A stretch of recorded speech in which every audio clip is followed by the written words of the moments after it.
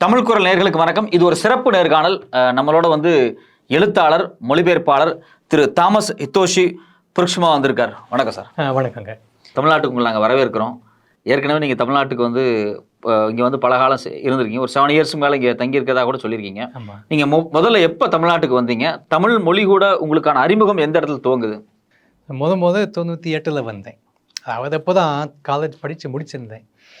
அப்போது எனக்கு அருமையான ஒரு வாய்ப்பு கிடைச்சது. நீங்கள் அமெரிக்காவில் காலேஜ் படிச்சீங்க? ஆமாம்.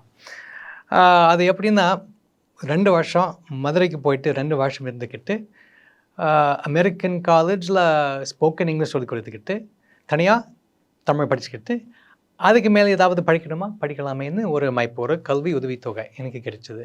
இல்லை, தமிழ் கற்றுக்கிறதுக்காக இந்தியா வந்தீங்களா? இல்லை, அதாவது நான் ஒரு கதை இருக்குது. அது என்னென்னா, கடைசி நான் படித்தது தத்துவம். 4வது வருஷத்தில் நான் பார்த்தேன், சரி அந்த தத்துவத்திலேயே இருந்திருக்கேன், அந்த நீதி அறம் அதிலேயே இருந்திருக்கேன், அந்த வேறு ஒரு மொழி நான் கற்றுக்கல. அது ஒரு குறை எனக்கு பட்டது. அப்போது இன்னொரு மொழி கற்றுக்கணும்னு முடிவு பண்ணிட்டேன்.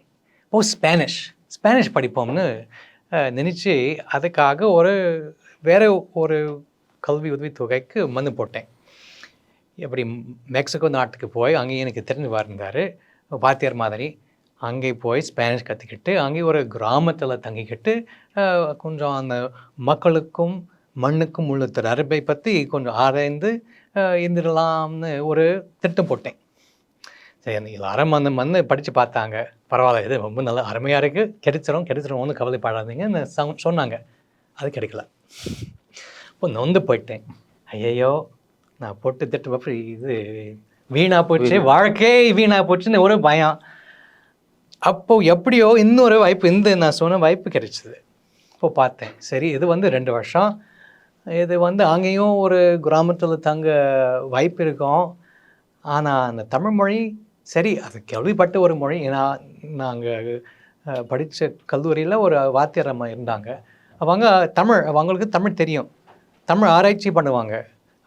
மணிமேகலை வச்சு இது பண்ணியிருக்காங்க, ராமாயணமும் ஆராய்ச்சி பண்ணுவாங்க. அவங்க தான் சரி இந்த வாய்ப்பு இருக்க, இதுக்கும் போயிடலாம்னு சொன்னாங்க. அப்போது அதுக்கும் மனு போட்டேன், கிடைச்சது. இப்போ போகணுமா வேண்டாமா ஒரே யோசனையாக இருந்துச்சு. ஆனால் இன்னொரு விஷயம் என்னென்னா, என்னமோ சின்ன வயசுலேருந்து இந்தியா மேலே ஒரு அங்கே போகணும்னு ஒரு ஆர்வம். அது எங்கேருந்து வந்ததோ தெரியாது, அது இருந்திருக்கு. அது 7வது படிக்கும்போது ஒரு ஜியாகிரஃபி வகுப்பு. அப்போ ஒவ்வொரு தடவையும் ஒரு நாடு எடுத்து அதை பற்றி ஆராயணும்னா நான் இந்தியா தான் தேர்ந்தெடுத்து இது பண்ணியிருக்கேன். அதனால் கடைசியாக பார்த்தேன், சரி போய் பண்ணிட்டு வருவோம், எப்படின்னு பார்ப்போம். அப்போது என்னுடைய முக்கியமானது என்னென்னா, மக்களோடு பழகணும், மக்களோடு பேசணும். அதுக்காக நான் தமிழ் படித்தேன். தமிழ்நாட்டில் இருக்கக்கூடிய மக்களோடு உரையாடுவதற்காக தான் படிச்சீங்க. அதாவது ஒரு கிராமத்தில் தங்கணும்னு தமிழ் பேசியே தீரணும். அதுக்காக நான் இந்த பேச்சு தமிழ் மட்டும், மற்றதெல்லாம் இது ஒன்றும் இல்லை, பேச்சு தமிழ் கற்றுக்கிட்டா போதும் நினச்சிக்கிட்டேன்.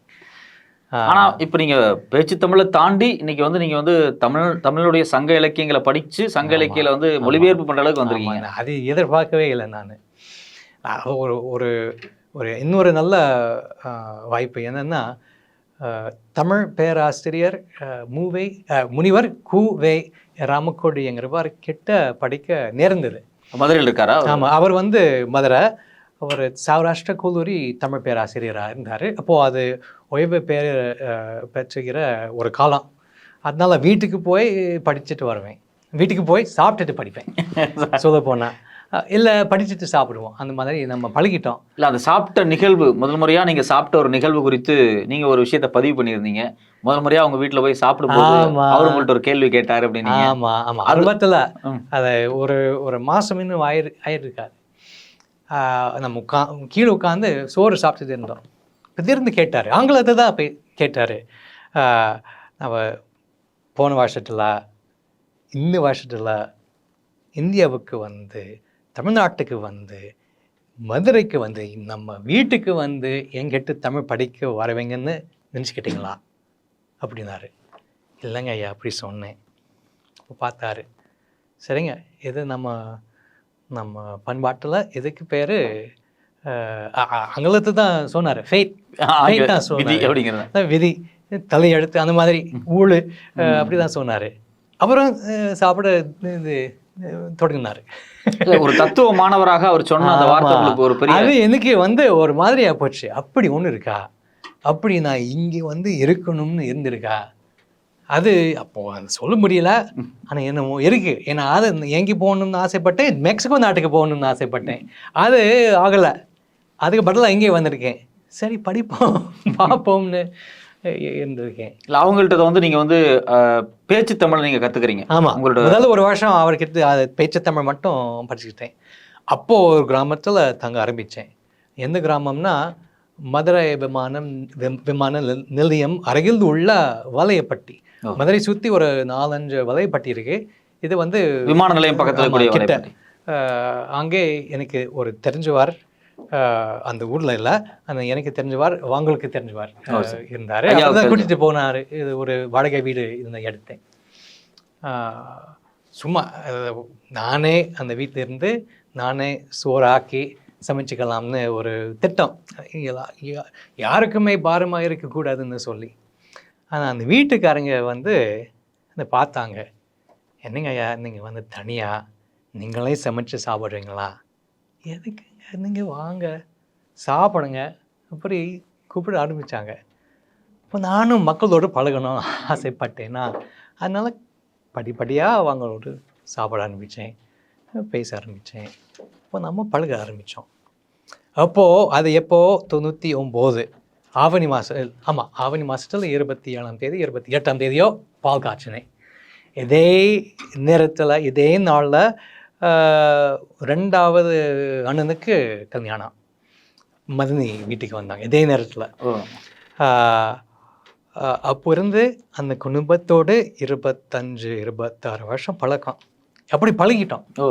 அப்போது அந்த ஊரில் எனக்கு தம்பி, 2 அண்ணன், 2 அக்கா, மதனி, மாப்பிள்ளை, மாமா, மச்சான், பங்காளிங்க எல்லாரும், சின்னம்மா எல்லாரும் இருக்காங்க. இப்போ உங்களுடைய பர்சனல் லைஃப், உங்களுடைய அமெரிக்காலேயோ உங்களுடைய பேரண்ட்ஸ், உங்கள் பேரண்ட்ஸ் இருப்பாங்க அங்கே ஊரில் இருக்காங்க இல்லையா, இல்லை எங்கே இருக்காங்க அவங்க? அப்போ அங்கே வந்து சியாட்டல். நான் பிறந்து வளர்ந்ததெல்லாம் சியாட்டலில் தான்.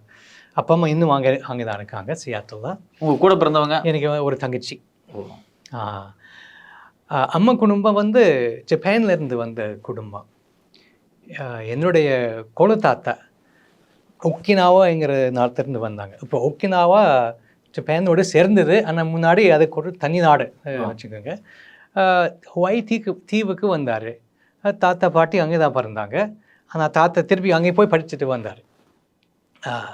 அம்மா மாமா அங்கே தான் பிறந்தாங்க, ஹவாய் தீவில் தான். அப்போ குடும்பம்போ நெதர்லாண்ட்ஸ்லேருந்து வந்த குடும்பம். அப்போ ஒரு தாத்தா அங்கேருந்து வந்தார். அதனால நானும் தங்கச்சியும் எங்கேயோ நெதுவில் இருக்கிறோம். இல்லை, உங்களோட பர்சனல் லைஃப், உங்களுக்கு திருமணம் ஆயிடுச்சா? உங்களோட குழந்தைகள் உங்களுக்கு எப்படி? எனக்கு வந்து ஒரு வேறு மாதிரி கல்யாணம் ஆயிடுச்சு. எனக்கு ஒரு கணவன், அவர் பேர் டேவிட். அப்படி 2 பேரும் ஒன்றா இருக்கிறோம். தங்கச்சி வந்து அவங்களும் கல்யாணம் இது பண்ணிட்டாங்க. தங்கச்சியும் மாப்பிள்ளையும் சாக்ரமெண்டோங்கிற ஊரில் இருக்காங்க. அவங்க யூஎஸில் தான் இருக்காங்க. யூஎஸில் தான் இருக்காங்க, கலிஃபோர்னியா மாநிலத்தில் இருக்காங்க. அப்போ நீங்கள் இப்படி தமிழ் படிக்க போகிறோன்னு சொன்னப்போ அவங்க அதுக்கெலாம் ஓகே ரைட்டு போங்க, தமிழ்நாட்டுக்கு புதுசாக இருக்குது? ஆரம்பத்தில் வந்து அப்பா அம்மா அவங்களுக்கு கொஞ்சம் புரியல. எதுக்கு போய் நாங்கள் போய் இந்த நமக்கு தெரியாத மொழி கற்றுக்கிட்டு இங்கே வந்த என்னதான் செய்ய போடுறான் பார்ப்போம். அவங்களுக்கு புரியல. அது புரியறதுக்கு ரொம்ப வருஷமாயிருச்சு. எனக்கும் சரி அங்கே போய் படிச்சுட்டு வருவேன். அப்போது அதுக்கு அதுக்கப்புறம் என்ன செய்ய போகிறேன்னு எனக்கு தெரியாது. அந்த தமிழ் படிக்கிறது 2வது வருஷத்தை படிக்கும்போது 99 வாத்தியார் இன்னொன்று சொன்னார்.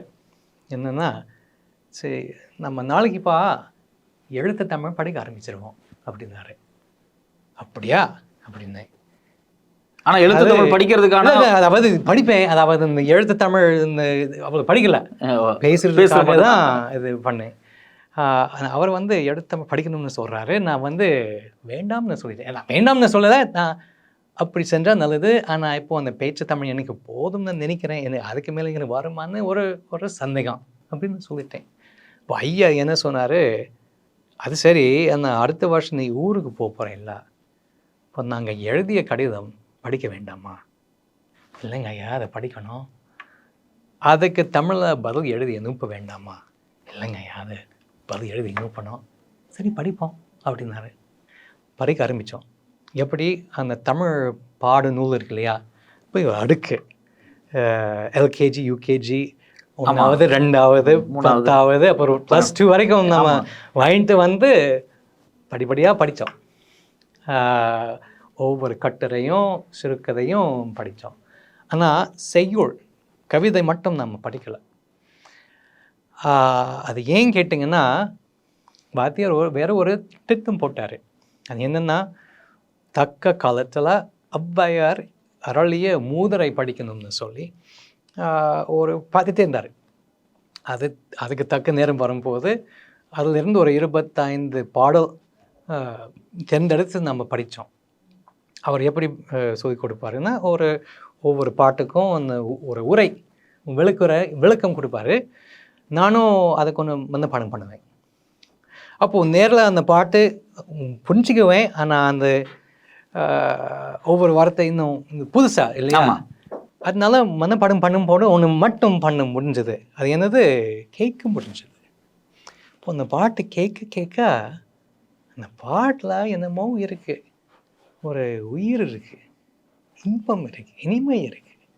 அது என்னை ரொம்ப கவர்ந்தது. இப்போ எடுத்துக்காட்டு சொல்லட்டுமா? ஒரு வெண்பா இருக்குது. நல்லார் ஒருவருக்கு செய்து புகாரம் கல்மேல் எழுத்து போல் காணுமே, அல்லாத இருமலாம் நெஞ்சத்தருக்கு இந்த புகாரம் நீர் மேல் எழுத்திருக்க நேர். இப்போ அந்த 4வது அடி இருக்க, நீர் மேல் எழுத்திருக்க நேர், ஒரு தாளம் இருக்கு, நீர் மேல் எழுத்திருக்க நேர். அது மட்டும் இல்லாமல் இங்கே வந்து நேர் வர்றது, இங்கே வந்து நீர் வர்றது. ரெண்டு வார்த்தை வந்து ஒரே மெய் எழுத்து, வெவ்வேறு உயிர் எழுத்து. நீர் மேல் எழுத்துக்கு நேர், இங்கே வந்து ஒரே உயிர் எழுத்து, வெவ்வேறு மெய் எழுத்து. அதை கேட்டு ரசித்து சந்தை போனேன். அப்படி ஒரு பாட்டு இருக்குது, அப்படி ஒரு கவிநயம் இருக்குது. அப்போது பாட்டானது செய்யணும்னு என்ன செய்ய முடியும்ங்கிறது நான் புரிஞ்சிக்க ஆரம்பித்தேன். இப்போ செய்யுள்ள நீங்கள் முதலாக வாசிக்க துவங்கினது எது? இதுதான் இந்த பாடல் தான். ஆமாம், இந்த பாடல் தான். திருக்குறள் குறித்து தான் உங்களுடைய முக்கியமான புத்தகம். அது வந்து அப்புறம் அதாவது சரி 2 வருஷம் ஆயிடுச்சு முதல். அப்புறம் வந்து 2002 திருப்பி வந்தேன். எதுக்காக வந்தேன்? நானும் வாத்தியாரும் ஒரு புத்தகம் எழுதணும், ஒரு வழிகாட்டி. அதுக்கு பேர் A Feast for the Tongue. நாக்குக்கு ஒரு விருந்து தமிழில் சொல்லலாம். அது வந்து பேச்சு தமிழ் படிக்கிறதுக்கு ஒரு வழிகாட்டி வாத்தியார் இருந்தார். அதுக்கு அங்கே நான் கொஞ்சம் ஆங்கிலத்தில் மொழிபெயர்த்திருக்கேன். அப்போது 2003 எனக்கு ஒரு Fulbright ஃபெலோஷிப் கிடைச்சிது. அமெரிக்கன் அரசு இது வழங்கும் ஒரு கல்வி உதவித்தொகை. அப்போது அந்த காலத்தில் தான் சரி, இப்போது கொஞ்சம் அந்த புறநானூறு, குறுந்தொகை, சிலப்பதிகாரம், தொல்காப்பியம் படிப்போம்னு வந்தேன். அதாவது இதே தலைப்பு, மண்ணுக்கும் மக்களுக்கும் உள்ள தொடர்பு. அதோடு முக்கியமாக திருக்குறளை படிக்க ஆரம்பித்தேன். எப்படி படித்தோம்? ஒரு உரை கொத்து வாங்கி படித்தோம். அதில் ஒரு 5-6 பழமையான சிறந்த உரை வச்சு நம்ம படித்தோம். மனுக்குடுவர், பரிமேலழகர் ஆகியோர். அதோடு ஒரு 600-700 பாட்டு மனப்பாடம் பண்ணிட்டேன். குறள் வெண்பா எப்படி அமைக்கணுங்கிறது ஒரு பயிற்சி மேற்கொண்டேன். கிராமராகவே. ஆமாம். ஒன்று மட்டும் நான் செய்யலை, இது மொழிபெயர்க்கணும்னு நான் நினைக்கவே இல்லை. தமிழையே படித்து தமிழையே அதை பற்றி நினைக்கணும்னு நான் வந்தேன். அதுக்கப்புறமும் அப்பப்போ வாத்தியார் சொல்லுவார், நம்ம ஃபோனில் பேசுவோம், இல்லை நான் திருப்பி வருவேன் அவர் வீட்டுக்கு. அவர் சொல்லுவார், ஆமாப்பா, யாராவது வந்து திருக்குறளை ஆங்கிலத்தில் கவிநயத்தோடு மொழிபெயர்த்தா நல்லாயிருக்கும் அப்படி சொல்லுவார். ஆமாங்க ஐயா, இது கவிநயத்தோடு தான் மொழிபெயர்க்கணும்னு நான் சொல்லுவேன். அது மட்டும் இல்லாமப்பா, நம்ம படித்த ஊரை வச்சுக்கிட்டு பண்ணாப்பா அருமையாக இருக்கும் அப்படி சொல்லுவார். ஆமாங்க ஐயா, அப்படி தான் பண்ணணும், யாராவது வந்து பண்ணிட்டோம் நான் சொல்லுவேன். உங்களுக்கு ஐடியா இல்லை? எனக்கு ஒன்று, அதாவது என்னை வச்சு இது ரொம்ப நாசுக்காக மறைமுகமாக சொல்கிறாரு, எனக்கு புரியல, ரொம்ப வருஷமாக புரியல. ஏன்னா மற்ற விஷயத்தில் அவர் சொல்லுவார், இது செய்யணும் இது செய்யக்கூடாதுன்னு சொல்லுவார். ஆனால் இந்த விஷயத்தில் மட்டும் அப்படி நேராக சொல்லலை.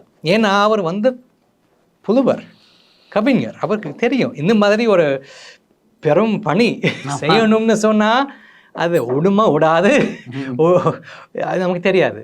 அதாவது நம்ம சொந்த மனசில் அந்த கருத்தை தோணாதான் செய்ய முடியும். ஒரு வாய்ப்பு இருக்கும். அப்போது அந்த குறிப்பு புரியறதுக்கு ஒரு 12 வருஷம் ஆயிடுச்சு. 2016ஆம் ஆண்டில் தான் என்னமோ எனக்கு தோணுருச்சு.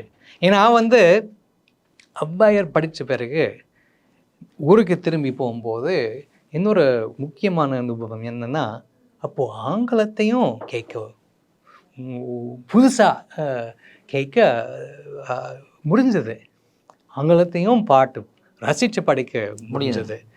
அப்போது ஒரு முடிவுக்கு வந்தேன். நானும் ஆங்கிலத்தில் சிறந்த எழுத்தாளனாக கவிஞனாக இருக்கணும்னு சொல்லி. அப்போ இருந்து ஒரு பெரும் பயிற்சி. அப்போது அந்த இப்போ நான் சொன்ன 2016ஆம் ஆண்டில் சரி எனக்கு அந்த கவிநயம் கொஞ்சம் வந்திருக்கு, அந்த ஆற்றல் வந்திருக்கு. இந்த இது பண்ணி பார்ப்போமா, ஒவ்வொரு நாளையும் ஒரு குரல் எடுத்து அந்த மொழிபெயர்க்க பார்ப்பேன். ஒரு 2-3 அதிகாரம் முடிச்ச பிறகு ஐயாவோடு ஃபோனில் பேசிக்கிட்டேன். ஐயா, நானும் ஒரு திருக்குறள் மொழியாக்கம் பண்ணலாம்னு பார்க்குறேன். அடங்கப்பா, புரிஞ்சதா? சரி நீ பண்ணிட்டு வா, நம்ம ஒன்றா உட்காந்து பார்த்துருவோம்னு அப்படின்னாரு. அடுத்த வருஷம் மதுரைக்கு போய் இது வந்து கடைசியான தடவை வாத்தியாரோடு இருக்குது. நம்ம உட்காந்து எல்லாமே சரி பார்த்து, அது மட்டும் இல்லை நம்ம ஆரம்பத்திலிருந்து கடைசி வரை திருப்பி படிச்சிட்டோம் திருக்குறளை. அதோட என்னுடைய மொழியாக்கம் அங்கங்கே திருத்த வேண்டியதெல்லாம் திருத்தி, சரி பார்க்க வேண்டியதெல்லாம் பார்த்து முடிச்சிட்டோம் ஒரு தடவை. ஆனால் இது இந்த மொழிபெயர்க்கிறதுக்கு ஒரு 5 வருஷம் மொத்தமாக எனக்கு பிடிச்சது. இப்போ இந்த மொழிபெயர்ப்பு நீங்கள் ஒரு மொழியின் மீது ஆர்வமுள்ள ஒரு மனிதராக இந்த தமிழ் மொழி மேல பற்றோடு நீங்க இந்த குறளை பாக்குறீங்க. எனக்கு இன்னொரு கேள்வி ஒன்று வருது, ஒரு தத்துவமானவராக குறளை நீங்க எப்படி பாக்குறீங்க? ஆமா ஆமா ஆமா, அதாவது வந்து இந்த ரெண்டு பிரிக்க முடியாது. அதாவது அதான் வந்து குறளுக்கு ஒரு மிக ஒரு சிறப்பான விஷயம். அதாவது எப்படி நான் சொல்றேன், திருக்குறளை 1000 பேர் மொழிபெயர்த்திருக்காங்க, ரொம்ப பேர் மொழிபெயர்த்திருக்காங்க. இது வந்து ரொம்ப மொழிபெயர்க்கப்பட்ட நூல் நம்ம சொல்லுவாங்க. ஆனால் ஆங்கிலத்தில் ரொம்ப பேர் எப்படி மொழிபெயர்த்திருக்காங்க, அந்த கருத்து மட்டும் மொழிபெயர்த்திருக்காங்க. அது பரவாயில்ல, நல்லது தான், அந்த கருத்து முக்கியமானது தான். ஆனால் அது வந்து திருக்குறள் மொழியாக்கம் ஆகாதுன்னு நான் நம்புகிறேன். ஏன்னா அது என்ன சொல்லலாம், அது திருக்குறளின் உரை மொழியாக்கம் நாம் சொல்லலாம், கருத்து மட்டும், கருத்துரை. ஆனால் அதுக்காக கருத்து மட்டும் வச்சு நம்ம படிப்போமா திருக்குறள்? இது அது இல்லை, கருத்தும் இருக்குது, கவிநயமும் இருக்குது, இசை நயமும் இருக்குது, உவமையும் இருக்குது, ஒரு நகைச்சுவை தன்மையும் இருக்கும், ஒரு விளையாட்டு தன்மையும் இருக்கும். அது எல்லாம் சேர்த்து வச்ச ஒரு அற்புதமான நூல் இது. அதாவது குறளாகவே மொழிபெயர்க்கணும்னு என்னுடைய குறிக்கோள். அது செய்கிறதுக்கு 15 வருஷம் ஒரு ஒரு அடிப்படை. நீங்கள் சொல்லும்போது ஒரு வார்த்தை சொன்னீங்க, தத்துவத்தையும் தமிழ் மொழியையும் பிரிக்க முடியாது. அது வந்து ரொம்ப, அதாவது வந்து இது குறள் எடுத்து பாருங்க, அது வந்து இது செய்யுள், இதே நேரத்தில் இது நீதி நூல். ஆமாம், அது பிரித்து பார்க்க முடியாது, எல்லாமே சேர்ந்தே வருது, இணைந்தே வருது. உங்களை தொடர்ச்சியா பாதிச்ச குறள்கள் என்னென்ன? எத்தனையோ இருக்குங்க ஐயா. இப்போ சமீபத்தில் அந்த சென்னை பன்னாட்டு புத்தக திருவிழாவில் நான் பேசினேன்.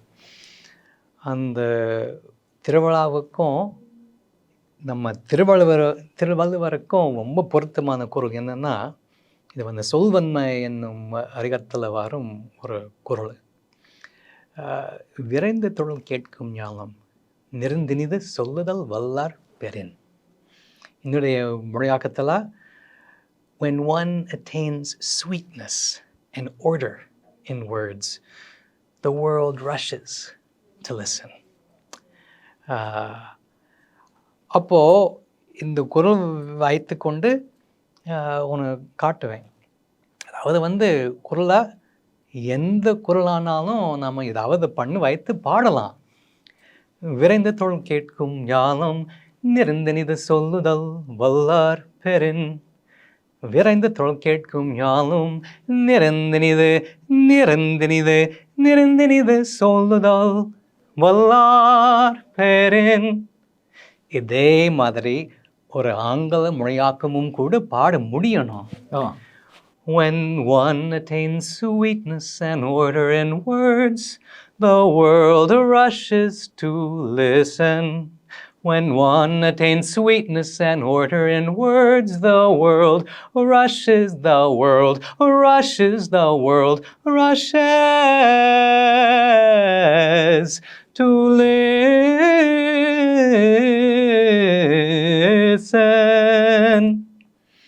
அதாவது வந்து நம்ம குரல் படிக்கும்போது, பள்ளிக்கூடத்தில் படிக்கும்போது நம்ம கொஞ்சம் அந்த கருத்தை மட்டும் பார்த்து இல்லை மனப்பாடம் பண்ண வைப்போம்.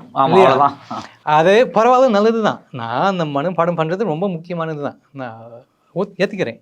ஆனால் அதை விட முக்கியமான விஷயம் என்னன்னா, நம்ம விரும்பி படிக்க தெரிஞ்சுக்கணும், மொழியை ரசித்து படிக்க தெரிஞ்சுக்கணும், சுவைச்சு படிக்க தெரிஞ்சுக்கணும்.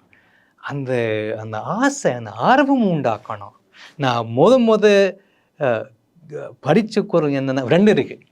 ஒன்று, நன்றி மறுப்பது நன்றன்று, நன்று அல்லது அன்றை மறுப்பது நன்று. இதில் ஒரு அற்புதமான தத்துவம் இருக்குது. யாராவது வந்து உங்களுக்கு கேட்டது செஞ்சால் அதை மறுக்கணும். அது அருமை. ஆனால் அது எப்படி சொல்கிறாரு, விளையாட்டாக சொல்லுவார், நன்றி மறுப்பது நன்றன்று. அப்புறம் வந்து ஒரு இன்பம் இருக்குது அதில் கேட்கும்போது. இதே மாதிரி தூப்பாருக்கு தூப்பாய தூப்பாக்கி, தூப்பாருக்கு தூப்பாய தூமழைங்கிற குரல் இருக்க, அதாவது அந்த இன்பம் வர்ற மாதிரி ரசிக்கத்தக்க தன்மை நம்ம தெரிஞ்சுக்கணும். அப்போது இன்னும் படிக்கணும், அந்த ஆசை நம்ம உண்டாக்கணும். இப்போ உங்களுக்கு இந்த குரலுக்கு பிறகான உங்களுடைய மொழிபெயர்ப்பில் ஒரு 3-4 புத்தகங்களை நான் பார்த்தேன். அதில் வந்து பார்த்தீங்கன்னா the safety of edge, safety edge, அதை வந்து நான் சொந்த எழுதிய கவிதை தொகுப்பு. அது ஆங்கிலத்தில். இப்போ குரல், சங்க இலக்கியம், தமிழ் இலக்கியம் தான் இந்த ரசிப்புத்தன்மை உங்களை ஆங்கிலத்தை ரசிக்க வச்சதுன்னு நீங்க சொன்னீங்க. அது வந்து எனக்கு ரொம்ப ஒரு புதுமையான ஒரு தகவலா இருக்கு. ஏன்னா உண்மையிலேயே வந்து தமிழை ரசிக்க தெரிந்தவர்கள், தமிழ் மீது இன்பம் கொண்டவர்கள் எல்லாம் அவங்க சொந்த மொழியவே ரசிக்க ஆரம்பிப்பாங்க அப்படிங்கிறது உண்மை. பட் உங்களுடைய ரசிப்பும் உங்களுடைய இதில் இருக்கக்கூடிய தத்துவமும் உங்களுடைய சொந்த நூல்கள்ல வந்திருக்கா? ஒரு அளவுக்கு வந்திருக்கு. அந்த சேஃப்டி ஆஃப் எதை பற்றியான நூல் அது? அதை வந்து வீடானது என்ன, அதாவது அந்த ஊரானது எது, நமக்கு இங்கே தான் நமக்கு இடம், நம்ம இங்கே தான் நம்ம சொந்தம் பந்தம் எல்லாம் இருக்குது, அது எப்படி ஏற்படுது, எப்படி அந்த எந்தெந்த உணர்ச்சி இருக்கும்னு அதை பற்றி ஒரு 60 கவிதை எழுதி வச்சுருக்கேன். அதுவும் ஒரு தத்துவத்தின் அடிப்படையில் தான். ஆமாம், அது என்னமோ எப்போவுமே அதை கொஞ்சம் ஓடித்தே இருக்கும் என்னுடைய இன்னொன்று எழுத்துல. Give eat and live. இது ஒரு மொழிபெயர்ப்பு.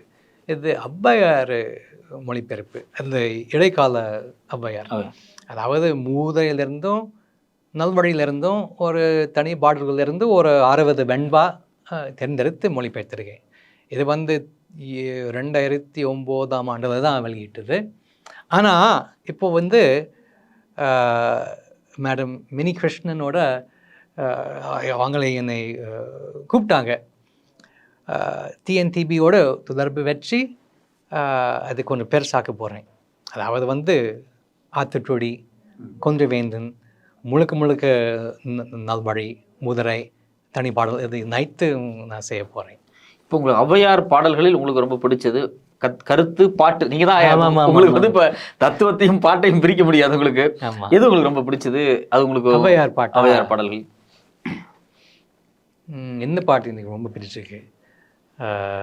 நிலக்கிரைத்த நீர் வாய்க்கால் வழியோடி பொல்லுக்கும் அங்கே போசியமாம் தோலுலிகள் நல்லார் ஒருவர் ஒருவர் உளரேல் அவர் பொருட் எல்லாருக்கும் பெய்யும் மழை. அருமையான பாட்டு, அருமையான பாட்டு, அருமையான கருத்து தத்துவங்கள். ஆமா ஆமா. இப்போ நீங்க இப்ப அதாவது நம்ம நல்ல வாங்கி இருக்கணும் எவ்வளவு முக்கியமானது. நீங்க மட்டும் நல்லதா இருந்தா நல்லவர் ஆயிட்டீங்கன்னா எல்லாருக்கும் நன்மை. அருமை. இப்போ நீங்க திருக்குறள், ஔவையார் சொல்றீங்க. இலக்கியங்கள்ல குறிப்பாக சங்க இலக்கியங்கள்ல நீங்க எந்த அளவுக்கு இப்போ வாசிக்கிறீங்க? சங்க இலக்கியம் எப்படியான உணர்வுகளை உங்களுக்கு கொடுத்துருக்கு? ஏன்னா இது வந்து தமிழ் மொழி அப்படிங்கிறது ஒரு உயிர் உள்ள ஒரு பழமையான மொழி. ஆமாங்க. அது வந்து இன்னைக்கு வரைக்கும் உயிரோட இருக்கு, மக்கள்கிட்டயே உயிரோட இருக்கு. நீங்க வந்து அது ஒரு மியூசியம்ல இல்ல. சில மொழிகள் பாத்தீங்கன்னா இருக்கும், ஆனா மியூசியம்ல இருக்கும். இப்ப இந்த தமிழ் மொழி அப்படிங்கிறது வந்து இன்னைக்கும் நீங்க மதுரையில தான் போய் தங்கியிருக்கீங்க. இன்னைக்கும் சங்க இலக்கியத்துல பயன்படுத்தக்கூடிய வார்த்தைகளே மக்களும் பயன்படுத்துறாங்க. அப்படிலாம் இருக்கு. சங்க இலக்கியம் அதை மொத்தமா நீங்க ஓரளவுக்கு படிச்சிருப்பீங்க, உங்களோட டைம் கிடைச்சிருக்கு. அது குறித்தான உங்களுடைய பதிவு என்ன? என்ன உணர்வு உங்களுக்கு இருக்கு? சங்க இலக்கியம் கவிதையாகவும் வாழ்வியலாகவும், தமிழருடைய வாழ்வியல் இல்லையா அது? அது எப்படி இருக்கு உங்களுக்கு? அது ரொம்ப அருமையா இருக்கு. ஒரு ஆரம்பத்திலேயே ஒரு 5-6 புறநானூறு பாட்டு வாத்தியார் சொல்லி கொடுத்தாரு. அதில் ஒன்று என்னன்னா, படைப்பு பல படைத்து பலரோடு ஒன்றும் முடிப்பெறும் செல்வராயினும் இடைப்பட குறு நடுந்தும் சிறுக்காய் நீட்டி ஈட்டும் தொட்டும் கவியும் தொடர்ந்தும் நெய்யுடைய அரசியல் மெய்ப்பட விரட்டும் மயக்கொரு மக்களை எல்லோருக்கு பயக்குறையில்லை நாம் வாழும் நாளை. ரொம்ப அருமையான பாட்டு. பாண்டியன் அறிவுரை நம்பி எழுதிய ஒரு பாட்டு. அதே எனக்கு ரொம்ப பிடிச்சது. இன்னொன்று யாதும் ஊரே எவரும் கேளுங்கிற பாட்டு எல்லாரும் அதை, ஆனால் அற்புதமான பாட்டு. ஆனால் எனக்கு ரொம்ப பிடிச்ச அடி என்னன்னா 2வது தீதும் நன்றும் பிற தரவாரா. அது மட்டும் நம்ம எடுத்துக்கிட்டோம்னா எவ்வளவு நல்லா இருக்கும். இப்போ சங்க இலக்கியத்தினுடைய பாடல்கள் பாடுறீங்க. அதில் வந்து உங்களுக்கு வந்து நிறைய தத்துவங்கள் எடுத்துக்கிறீங்க, வாழ்வியல் எடுத்துக்கிறீங்க. சங்க இலக்கியம் அப்படிங்கிறது எங்களுக்கு தமிழ் மக்களுடைய வரலாறு. அது ஆமாங்க, எங்களோட ஹிஸ்ட்ரி கூட அது. ஆமாங்க. எங்கள் ஹிஸ்ட்ரியை நீங்கள் பார்க்கும்போது உங்களுக்கு எப்படி இருக்கு? இந்த மக்கள் இப்படி இருந்திருக்காங்களா அப்படின்னு ஒரு தோணும் இல்லை உங்களுக்கு? ஒரு நிறைய படிச்சிருப்பீங்களே, இப்படியெல்லாம் அந்த மக்கள் அந்த காலகட்டத்தில் இப்படி இருந்தாங்களே. ஏன்னா இப்போ வந்து தத்துவத்தை பார்க்கறது வேற, மொழியோட ரசிக்கிறது வேற, ஒரு வாழ்வியல் அதுக்குள்ள இருக்கு அப்படின்னு நீங்க ஃபீல் பண்றீங்களா? ஆமாம், இருக்கு தான் செய்யும். அது மட்டும் இல்லாமல் அதாவது சில முக்கியமான கருத்து நம்ம சங்க இலக்கியத்திலையும் நம்ம திருக்குறளையும் ஔவையார் பாட்டுலையும் நம்ம பார்க்கலாம். குறிப்பாக அந்த விருந்தோம்பலானது அது மட்டும் இல்லை, நான் நேரில் அனுபவிச்சிருக்கேன். அது அந்த கிராமத்தில் தான் ரொம்ப அது நான் பார்த்துருக்கேன். இது வந்து அன்பா கூப்பிடுறது மட்டும் இல்லை, இது நம்ம மனசு ஒன்றா இருக்கணும். நீங்கள் யாரோ எங்கிருந்தோ வந்திருக்கீங்க, வாங்க நம்ம சாப்பிடுவோம், நம்ம உரையாடுவோம், நம்ம ஒன்றா இருப்போம்னு அந்த அந்த அந்த பண்பு நான் எப்பவுமே பாராட்டுறேன். குறிப்பாக சங்க இலக்கிய காலகட்டமாக இருக்கட்டும், தொல்காப்பிய காலகட்டமாக இருக்கட்டும், தமிழ்நாட்டில் மிகப்பெரிய மதங்கள் எல்லாம் இல்லை, பெரிய கடவுள் வழிபாடெல்லாம் இல்லை. ஆனா தத்துவ உரையாடலும் மொழியும் இங்க இருக்குது அப்படிங்கிறது உங்களுக்கு புரிஞ்சிருக்கும். தமிழர்கள்ட்ட எப்பவுமே மொழி வந்து ஒரு தெய்வத்துக்கு இணையாக பார்க்கப்படுது. இப்போ வந்து நீங்க வந்து தமிழ்நாட்டில் வந்து எப்பவுமே மொழி அப்படிங்கிறது வந்து இப்போ கண்ணகி பற்றி பேசும்போது கூட ஆடலும் பாடலும் கலை அப்படின்லாம் பேசும்போது தமிழும் அறிந்தவள் அப்படின்னு சொல்லுவாங்க. இங்கே தமிழ் அறியறது அப்படிங்கிறது வந்து உயர்வாக பார்க்கப்பட்டுச்சு. தமிழ் மொழி அப்படிங்கிறது தமிழர்கள்ட்ட வந்து ஒரு தெய்வீக தன்மையோட பார்க்கப்படுது. இது உலக மொழிகளில் எப்படி இருக்குன்னு பார்க்குறீங்க? மற்ற நீங்கள் எவ்வளோ மொழிகளை படிச்சிருப்பீங்க, நாடுகளுக்கு போயிருக்கலாம், தெரிஞ்சிருக்கலாம்.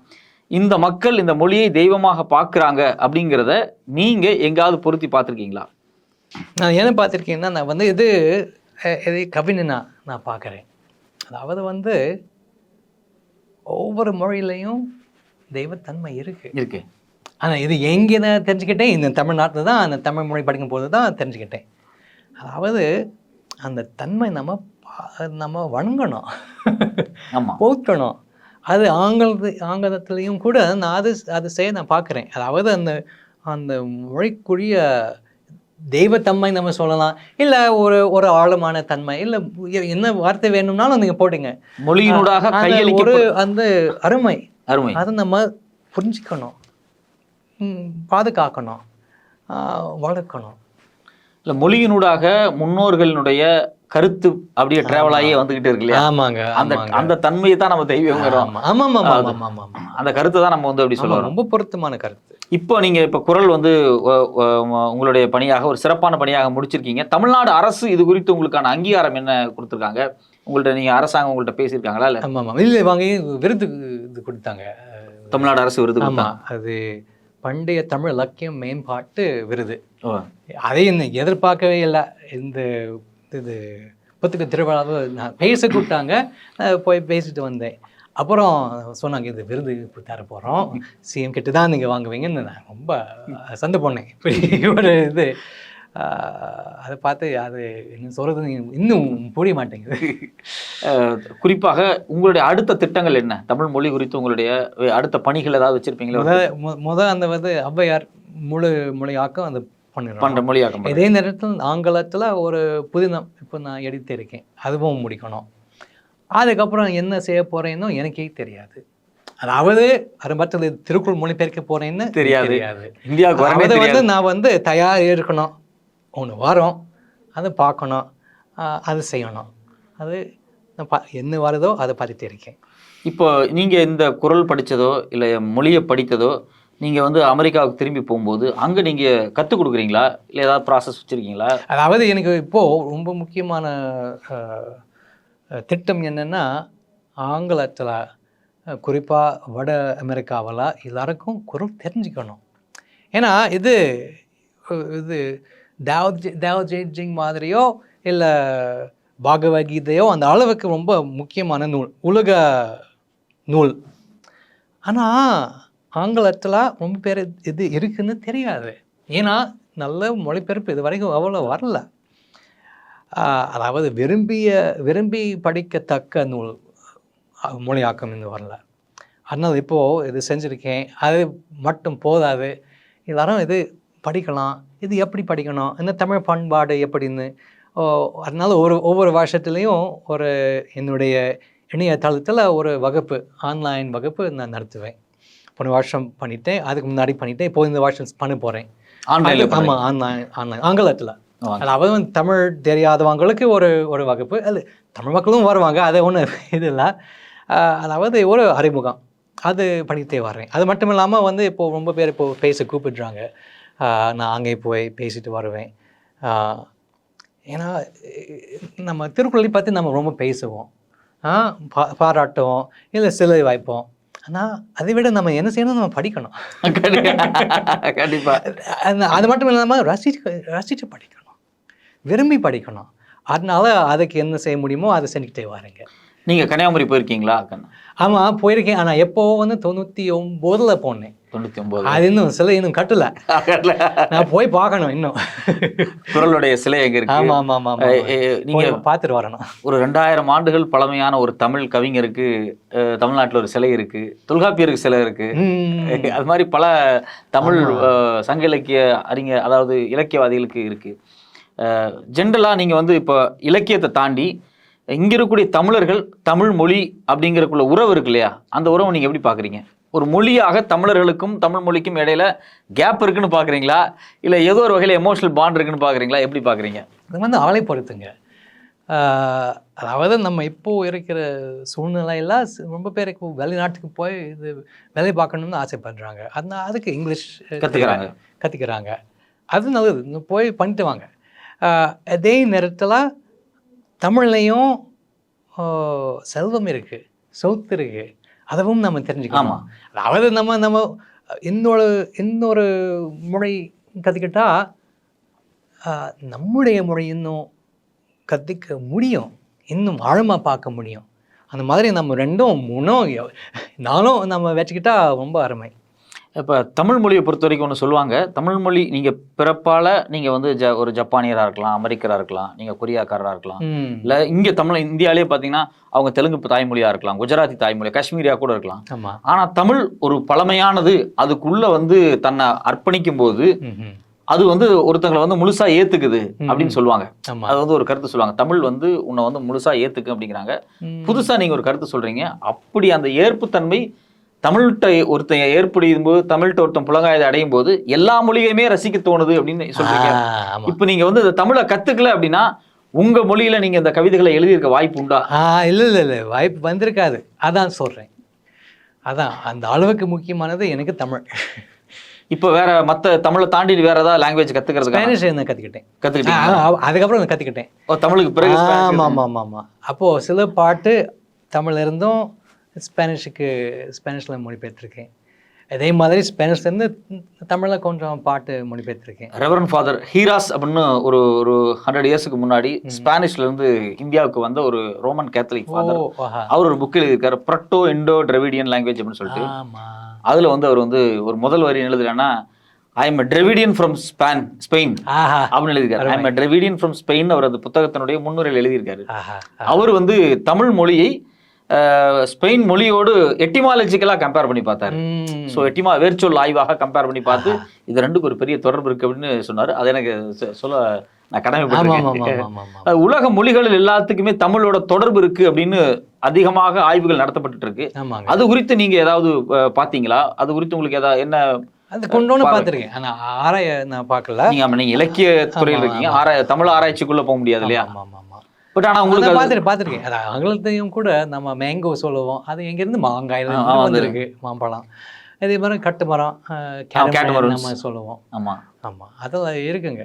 அது மாதிரி நிறைய இன்னொன்று நான் கொண்டு வந்திருக்கேன். இந்த குரலை தவம் ஒரு அதிகாரம். இது தவத்துக்கு என்ன வார்த்தை போடணும்னு ரொம்ப யோசனை பண்ணிட்டேன். ரொம்ப பேர் தவமானது பெனன்ஸ்ன்னு சொல்லுவாங்க. ஆனால் அது ரொம்ப பொருத்தமான வார்த்தை இல்லை. ஏன்னா பெனன்ஸ் ஆனது நீங்கள் ஒரு தப்பு, ஒரு பாவம் பண்ணியிருக்கீங்க, சரி அது சரி பார்க்கணும். அப்போது வந்து ஒரு தவம் பண்ணி அதை சரி பார்க்கலாம், சரி பண்ணிடலாம். ஆனால் தவம் அப்படி இல்லை. நீங்கள் ஒரு தப்பு பண்ணியிருக்க தேவையில்லை. தவம் நீங்கள் விரும்பி பண்ணலாம் தவமானது. அதனால சரி நான் பார்த்தேன், தவமே இருக்கட்டும், தவமானது என்னது தெரிஞ்சுக்கிட்டோம். ஏன்னா இப்படி தான் நம்ம தெளிவாழ்வர் நமக்கு சொல்லிக் கொடுக்குறாரு. தவம் போட்டு ஒரு 10 குறள் போட்டு இதுதான் தவம், இதுதான் தவம் அப்படி சொல்லிக்கிட்டே போகிறாரா? சரி தவமானதே இருக்கட்டும். அந்த மாதிரி இப்போது தவம் ஆங்கிலத்தில் இருக்குன்னு இல்லை வரதுன்னு நம்ம சொல்லலாம். நீங்கள் புதுசாக ஆட் பண்ணியிருக்கீங்க. இப்போ நீங்கள் மொழிபெயர்க்கும் போது தமிழில் இருக்கக்கூடிய சொற்களுக்கு இணையான சொற்கள் கிடைக்குதா? அதாவது வந்து இந்த வார்த்தைக்கு இந்த வார்த்தை தான் பொருத்தமானது நம்ம சொல்ல முடியாது. ஒரு ரொம்ப நம்ம ஓகே ஆங்கிலத்தில் ஓகே சொல்லுவோம், அதுக்கு சரி நம்ம சொல்லலாம். அதோடு நின்னா பரவாயில்ல.